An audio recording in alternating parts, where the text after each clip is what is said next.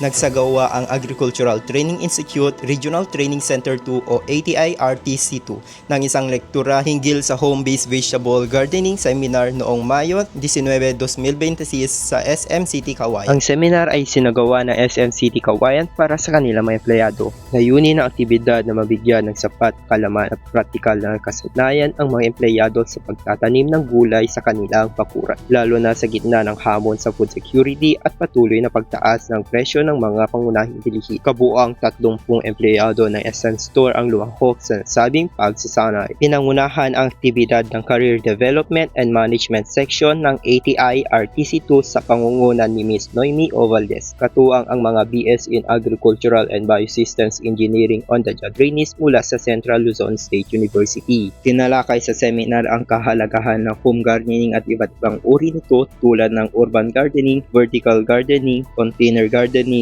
backyard gardening at hydroponics. Ibinahagi rin ang mga pangunahing kaalaman sa produksyon ng gulay at mga simpleng pamamaraan sa paghahalaman na madaling maisagawa sa tahanan. Binigyang diin din sa talakayan ang kahalagahan ng pagkakaroon ng ligtas, sariwa at masustansyang pagkain para sa pamilya sa pamamagitan ng sariling taniman. Bilang karagdagang suporta sa mga kalahok, namahagi rin ng libreng assorted vegetable seeds ang ATI-RTC2 bilang panimulang kagamitan upang mahikayat ang mga empleyado na magsimula ng kanilang sariling home-based vegetable garden.